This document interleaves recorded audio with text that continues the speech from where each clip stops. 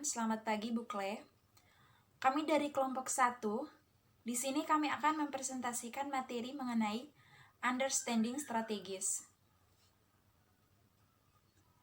Strategis adalah rencana-rencana untuk mencapai tujuan suatu organisasi. Untuk mengimplementasikan strategis tersebut, diperlukan suatu alat yaitu sistem pengendalian manajemen. Strategi mendeskripsikan arah yang akan dituju suatu organisasi untuk mencapai tujuannya. Yang pertama, tujuan. Tujuan dari suatu organisasi ada 4. Yang pertama, profitabilitas, di mana profitabilitas merupakan kemampuan untuk memperoleh laba. Profitabilitas dinyatakan dalam arti dan konsep yang paling luas melalui persamaan yang merupakan hasil dari dua rasio, yaitu rasio yang pertama adalah persentase margin laba dan yang kedua adalah perputaran investasi. Dari kedua gabungan tersebut akan menghasilkan pengembalian atas investasi atau return on investment atau ROI. Dari kedua penggabungan tersebut akan menghasilkan rumus, yaitu ROI sama dengan pendapatan kurang beban dibagi pendapatan kali pendapatan bagi investasi. Contohnya, ROI sama dengan $10.000 kurang $9.500 bagi $10.000 kali $10.000 bagi $4.000, hasilnya menjadi 12,5%.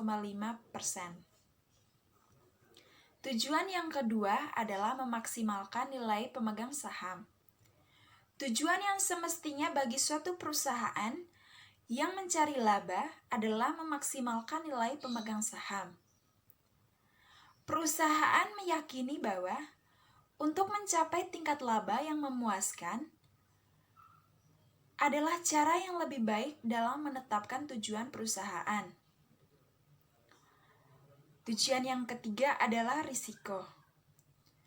Upaya sebuah organisasi perusahaan untuk meningkatkan profitabilitas sangat dipengaruhi oleh kemauan pihak manajemen untuk mengambil risiko.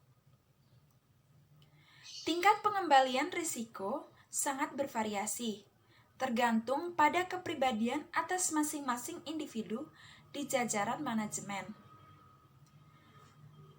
Tujuan yang keempat adalah pendekatan banyak stakeholder. Organisasi-organisasi terlibat dalam 3 jenis pasar.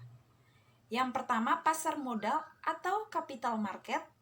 Yang kedua, pasar produk atau produk market. Dan yang ketiga, pasar faktor atau faktor market. Sesuai dengan apa yang diperoleh dari 3 pasar tersebut, organisasi memiliki tanggung jawab terhadap para pemangku kepentingan, yaitu para pemegang saham, konsumen, para pegawai, para pemasok, dan masyarakat. Sistem pengendalian manajemen harus mengidentifikasi tujuan-tujuan dari setiap kelompok ini dan mengembangkan sistem penilaian untuk mengawasi dan menilai kinerjanya. Selanjutnya, saya akan membahas tentang konsep strategi. Strategi adalah arah umum yang akan dituju suatu organisasi untuk mencapai tujuannya. Suatu organisasi yang dikelola dengan baik pasti memiliki satu atau lebih strategi, walaupun mungkin tidak dinyatakan secara eksplisit. Dalam penyusunan strategi tersebut, disertai dengan suatu cara atau upaya yang mendukung agar tujuannya dapat dicapai. Setelah memiliki konsep strategi, hal yang harus dilakukan adalah merumuskan strategi. Perumusan strategi merupakan proses yang digunakan oleh para eksekutif senior untuk mengevaluasi keunggulan dan kelemahan sehubungan dengan peluang dan ancaman yang ada di dalam lingkungan. Setelah mengevaluasi dan menganalisis lingkungan internal maupun eksternal, mereka baru akan memutuskan strategi yang sesuai antara tujuan perusahaan dengan peluang lingkungan tersebut. Di bawah ini adalah gambaran secara sistematis dari pengembangan strategi. Ada 2 analisis yang dibahas. Yang pertama, analisis lingkungan dan analisis internal. Analisis lingkungan terdiri dari pesaing, konsumen, pemasok, regulator, sosial ataupun politik. Analisis lingkungan akan mengidentifikasi peluang dan ancaman yang terjadi. Sedangkan untuk analisis internal itu terdiri dari pengetahuan teknologi, pengetahuan manufaktur, pengetahuan pemasaran, pengetahuan distribusi, dan pengetahuan logistik. Analisis lingkungan akan melihat keunggulan dan kelemahan dari kompetensi inti. Setelah peluang dan ancaman dari eksternal serta keunggulan dan kelemahan dari internal ditemukan, maka keduanya akan dicocokkan, sehingga muncullah strategi-strategi perusahaan yang mendukung agar tujuan perusahaan dapat tercapai. Ada 2 tingkatan strategi yang sering digunakan oleh perusahaan. Yang pertama adalah strategi untuk organisasi keseluruhan atau tingkat korporat, dan yang kedua strategi unit bisnis dalam organisasi atau tingkat unit bisnis. Pada tingkat korporat, strategi ini lebih berisi tentang pertanyaan di mana sebaiknya bersaing dan bukannya bagaimana bersaing dalam industri tertentu. Strategi ini lebih menuju kepada industri tunggal, diversifikasi yang berhubungan, serta diversifikasi yang tidak berhubungan. Sedangkan pada tingkat unit bisnis lebih menjabarkan tentang misi dari unit bisnis tersebut dan bagaimana unit bisnis harus bersaing untuk mewujudkan misinya. Misi unit bisnis tersebut dapat berupa membangun, mempertahankan, memanen, menjual, berbiaya rendah, atau diferensiasi. Selanjutnya, saya akan menjelaskan mengenai strategi tingkat korporat. Adanya persaingan bisnis yang ketat mengharuskan perusahaan harus menetapkan strategi korporat. Nah, strategi korporat itu sendiri adalah strategi mengenai keberadaan perusahaan di tengah-tengah bauran bisnis yang tepat. Lalu masalah-masalah yang sering dihadapi pada tingkat korporat, yang pertama, definisi bisnis di mana perusahaan akan berpartisipasi, dan yang kedua, penugasan sumber daya antar bisnis-bisnis tersebut. Oleh karena itu, adanya analisis strategi korporat akan menghasilkan keputusan yang melibatkan apakah bisnis akan ditambah, dipertahankan, ditekankan, dikurangi perhatiannya, atau diinvestasi atau dijual.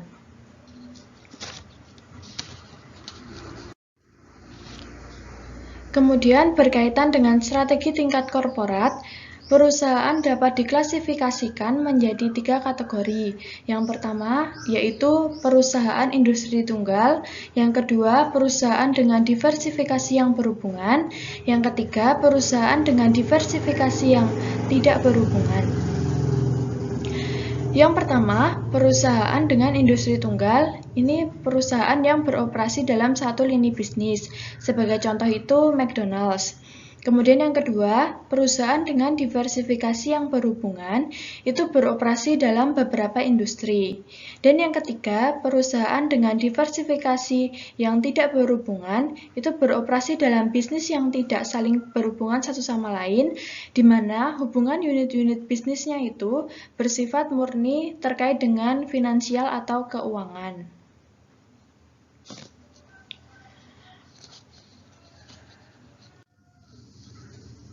Kemudian kita akan membahas satu-satu dari 3 kategori perusahaan tersebut.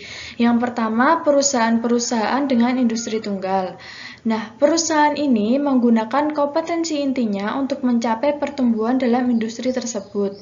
Sebagai contoh itu ada perusahaan Maytag atau perusahaan di bidang rumah tangga besar, kemudian perusahaan Wrigley yaitu perusahaan di bidang permen karet, dan perusahaan Perdue Farms yaitu perusahaan di bidang unggas.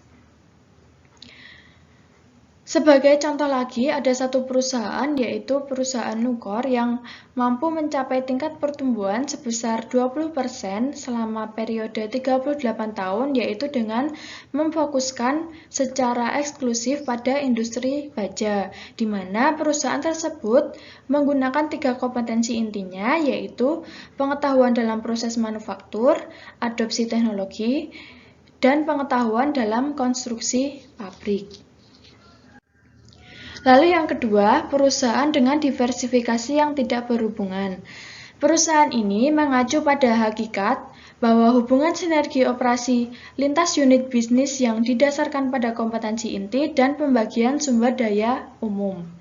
Sebagai contoh itu misalnya pada perusahaan Textron. Kecuali dalam hal transaksi keuangan, unit-unit bisnis yang ada di perusahaan Textron ini hanya memiliki sedikit kesamaan umum. Dan yang ketiga, perusahaan dengan diversifikasi yang berhubungan. Nah, di mana perusahaan ini beroperasi dalam sejumlah industri dan bisnisnya saling berhubungan satu dengan yang lain melalui sinergi operasi. Nah, sinergi operasi sendiri itu terdiri dari dua jenis hubungan lintas unit bisnis. Yang pertama, kemampuan untuk membagi sumber daya umum, dan yang kedua, kemampuan untuk membagi kompetensi inti umum. Lalu salah satu cara untuk perusahaan dengan diversifikasi yang berhubungan ini agar dapat menciptakan sinergi operasi, yaitu dengan membuat dua atau lebih unit bisnis menggunakan sumber daya yang sama. Misalnya itu kekuatan penjualan atau fasilitas manufaktur. Nah, karakteristik lain adalah bahwa perusahaan-perusahaan dengan diversifikasi yang berhubungan memiliki kompetensi inti yang bermanfaat bagi banyak unit bisnis perusahaan. Perusahaan seperti ini dapat tumbuh dengan cara meningkatkan kompetensi inti yang dikembangkan dalam salah satu bisnisnya ketika perusahaan melakukan diversifikasi ke bisnis lainnya. Sebagai contoh itu ada perusahaan Dow Corning yang melakukan diversifikasi ke beberapa produk dan pasar yang menggunakan kompetensi intinya dalam hal silikon dan kimia. Kemudian, kantor korporat itu memiliki peran ganda. Yang pertama, serupa dengan konglomerat. Yang kedua, namun tidak seperti konglomerat. Nah, serupa dengan konglomerat di sini yang dimaksudkan adalah eksekutif kepala perusahaan itu harus mampu membuat keputusan mengenai alokasi sumber daya lintas untuk bisnis. Yang kedua, namun tidak seperti konglomerat. Maksudnya di sini adalah eksekutif kepala dari perusahaan harus mampu mengidentifikasi, memelihara, memperdalam, dan meningkatkan kompetensi inti yang menguntungkan unit-unit bisnis yang beragam. Selanjutnya, kompetensi inti dan diversifikasi korporat. Meskipun catatan sejarah dari perusahaan-perusahaan yang mengejar diversifikasi sangat mengecewakan, namun banyak perusahaan telah menggunakan strategi ini sejak tahun 1960-an. Penelitian telah menunjukkan bahwa secara rata-rata perusahaan dengan diversifikasi yang berhubungan itu mencapai kinerja tertinggi. Perusahaan dengan industri tunggal mencapai kinerja terbaik kedua, dan perusahaan dengan diversifikasi yang tidak berhubungan tidak mencapai kinerja baik dalam jangka waktu panjang. Hal tersebut karena markas besar korporat dalam perusahaan dengan diversifikasi yang berhubungan mempunyai kemampuan untuk mentransfer kompetensi inti dari unit bisnis ke unit bisnis yang lain. Kompetensi inti itu sendiri adalah kemampuan yang digunakan oleh perusahaan untuk mencapai kinerja yang lebih tinggi dan menambah nilai signifikan bagi pelanggan. Contohnya di sini yaitu perusahaan Honda. Salah satu kompetensi inti yang merupakan kunci sukses yang diraih Honda adalah kemampuannya untuk mendesain mesin-mesin kecil. Perusahaan Honda menggunakan kompetensi inti awalnya untuk memasuki bisnis sepeda motor. Sejak itu, Honda meningkatkan kompetensinya dalam teknologi mesin kecil. Seperti yang kita ketahui, perusahaan Honda meningkatkan bisnisnya seperti mobil, pemotong rumput, mesin penyapu salju, dan perangkat-perangkat luar ruang. Selanjutnya, implikasi dari desain sistem pengendalian. Strategi korporat merupakan satu rangkaian dengan strategi industri tunggal di satu ujung spektrum dan diversifikasi yang tidak berhubungan di ujung lain. Syarat perencanaan dan pengendalian perusahaan yang menggunakan strategi diversifikasi tingkat korporat itu begitu berbeda. Selanjutnya, teman-teman bisa lihat di dalam PPT, di situ ada tampilan gambar strategi tingkat korporat terdiri dari 3 strategi generik. Ada 3 jenis strategi korporat, yaitu perusahaan dengan industri tunggal, perusahaan dengan industri yang saling berhubungan, dan perusahaan dengan industri yang tidak saling berhubungan. Lalu, jika dilihat dari fitur yang membedakan, kalau perusahaan dengan industri tunggal itu, mereka bersaing hanya dalam satu industri. Contohnya di sini yaitu McDonald Corporation, Texas Air, Ford Motor. Lalu untuk perusahaan dengan industri yang saling berhubungan, itu mereka membagi kompetensi inti secara lintas unit bisnis. Contohnya di situ Philip Morris, General Foods, Gillette. Lalu untuk perusahaan dengan industri yang tidak saling berhubungan, mereka itu merupakan perusahaan yang memiliki otonomi penuh di pasar yang sangat berbeda. Contohnya di situ yaitu perusahaan Textron, General Electric. Yang berikut yaitu model Boston Consulting Group atau BCG. BCG berargumentasi bahwa dengan membangun pangsa pasar dalam fase pertumbuhan dari situasi industri, unit bisnis akan menikmati posisi biaya rendah. Unit-unit ini merupakan pengguna kas utama karena pengeluaran kas diperlukan dalam area pengembangan produk, pengembangan pasar, dan ekspansi kepastian. Pengeluaran ini dimaksudkan untuk membangun kepemimpinan pasar dalam jangka pendek yang akan menekan keuntungan pada jangka panjang. Unit bisnis yang termasuk dalam kuadrat bintang secara khusus diberi misi pertahanan pangsa pasar. Unit-unit ini sudah memiliki pangsa pasar yang tinggi dalam industri mereka, dan tujuannya adalah investasi kas untuk mempertahankan posisi tersebut. Unit bisnis ini menghasilkan jumlah kas yang sangat besar. Matriks General Electric serupa dengan matriks BCG dalam membantu korporasi untuk menerapkan misi di seluruh unit-unit bisnisnya. Lalu yang berikut yaitu perbedaan General Electric dengan BCG. Terdapat dalam beberapa hal. Yang pertama, BCG menggunakan tingkat pertumbuhan industri sebagai wakil untuk daya tarik industri. Dalam matriks General Electric, daya tarik industri didasarkan pada penilaian tertimbang atas faktor-faktor seperti besarnya pangsa pasar, pertumbuhan pasar, penghalang untuk memasuki pangsa pasar, teknologi yang usang, dan sejenisnya. Yang kedua itu, BCG menggunakan pangsa pasar relatif sebagai proksi untuk posisi persaingan yang dimiliki oleh unit bisnis saat ini. Matriks General Electric di lain pihak menggunakan beragam faktor seperti pangsa pasar, kekuatan distribusi, dan kekuatan rekayasa untuk menilai posisi persaingan dari unit bisnis tersebut. Keunggulan kompetitif unit bisnis. Ada 3 pertanyaan yang sering diajukan berkaitan dengan dipertimbangkan dalam mengembangkan keunggulan kompetitif unit bisnis. Pertanyaan yang pertama, apa struktur industri di tempat unit bisnis beroperasi? Yang kedua, bagaimana unit bisnis seharusnya mengeksploitasi struktur industri? Dan yang ketiga, apa yang akan menjadi basis keunggulan kompetitif untuk bisnis? Lalu, yang berikut, analisis industri. Struktur industri harus dianalisis terkait dengan kekuatan kolektif dari 5 kekuatan pesaing. Dan ini dikemukakan menurut Porter. Yang pertama, intensitas persaingan di antara para pesaing yang ada. Faktor-faktor yang mempengaruhi persaingan secara langsung adalah pertumbuhan industri, perbedaan produk, jumlah dan keanekaragaman pesaing, tingkat biaya tetap, kapasitas intermediate yang berlebihan, dan kendala untuk keluar dari industri. Yang kedua, daya tawar pelanggan. Faktor-faktor yang mempengaruhi daya beli adalah jumlah pembeli, biaya peralihan pembeli, kemampuan pembeli untuk mengintegrasi kembali, dampak produk dari unit bisnis pada biaya total pembeli, dampak produk unit bisnis pada kualitas atau kinerja produk pembeli, dan signifikansi volume unit bisnis bagi pembeli. Lalu yang ketiga yaitu daya tawar pemasok. Faktor-faktor yang mempengaruhi kekuatan pemasok adalah jumlah pemasok, kemampuan pemasok untuk melakukan integrasi ke depan, kehadiran input substitusi, dan pentingnya volume unit bisnis bagi pemasok. Lalu poin yang keempat, ancaman dari barang substitusi.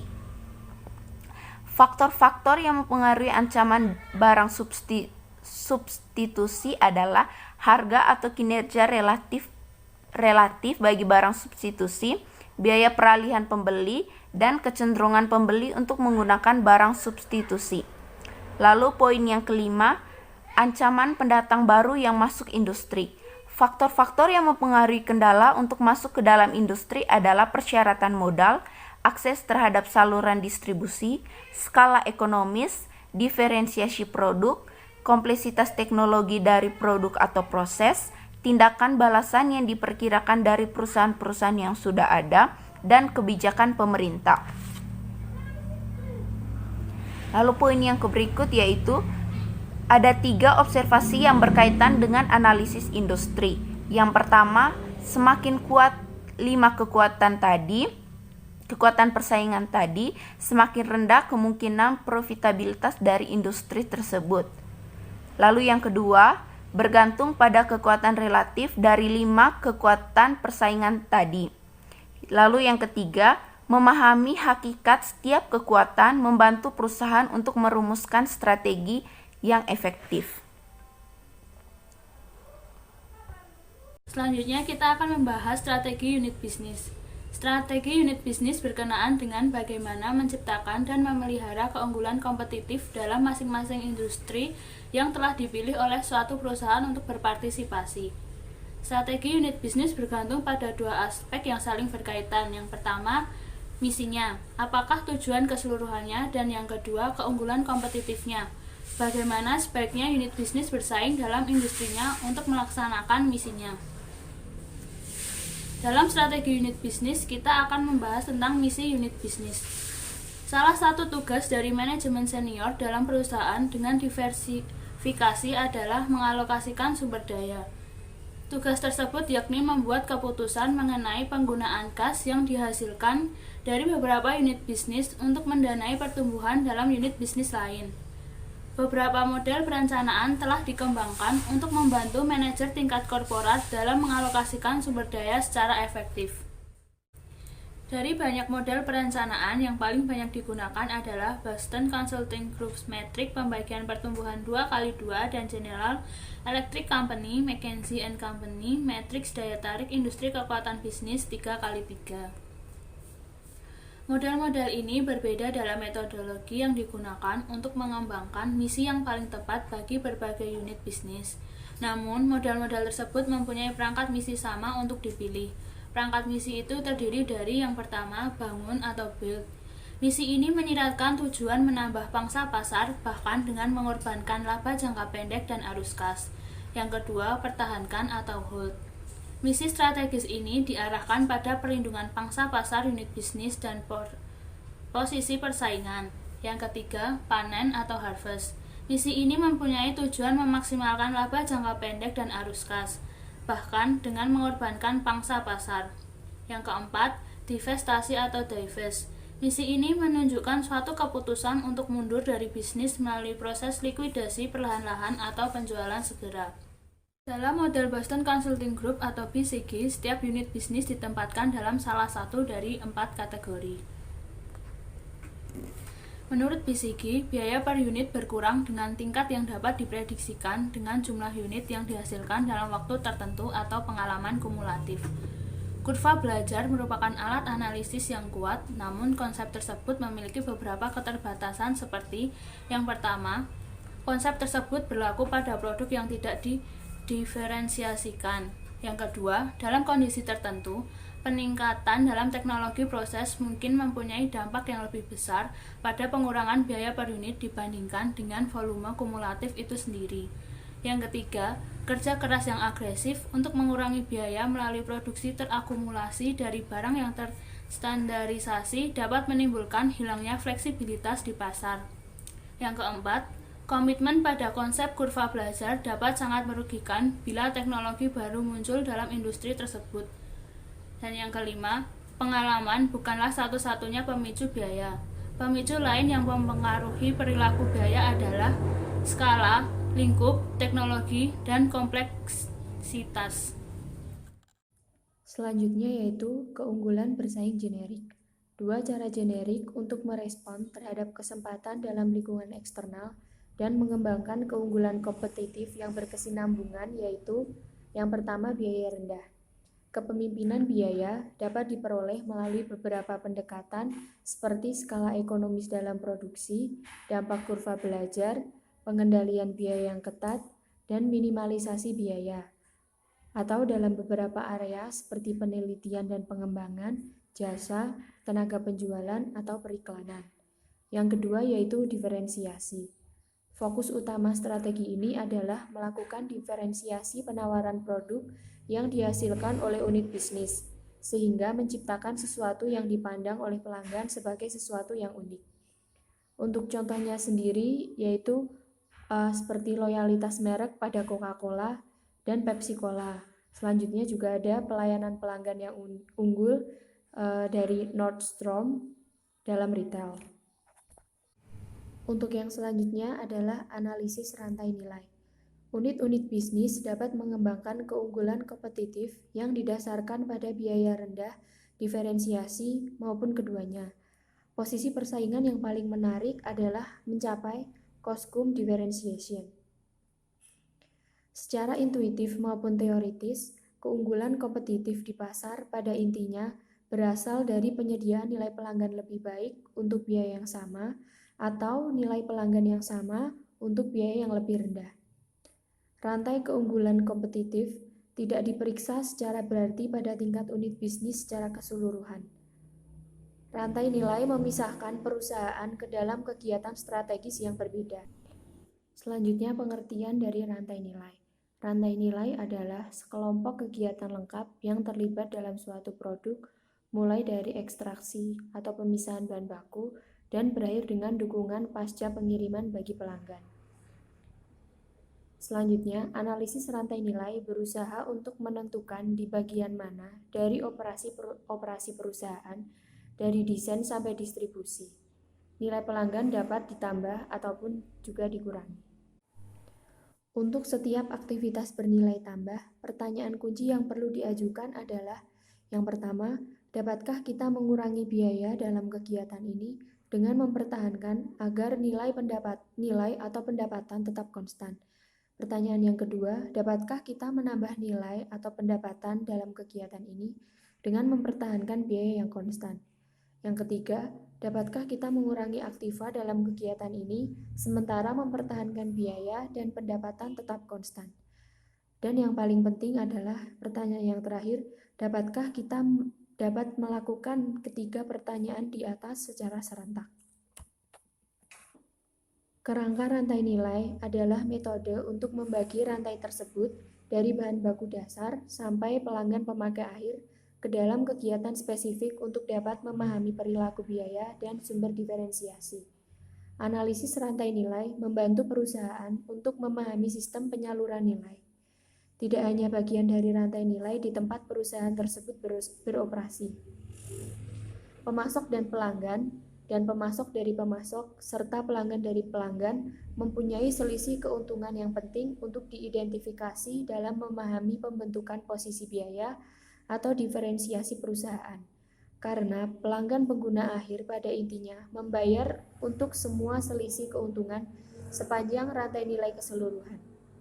Pemasok tidak hanya menghasilkan dan memberikan input yang digunakan dalam kegiatan nilai perusahaan, tetapi secara signifikan juga mempengaruhi posisi biaya atau diferensiasi perusahaan.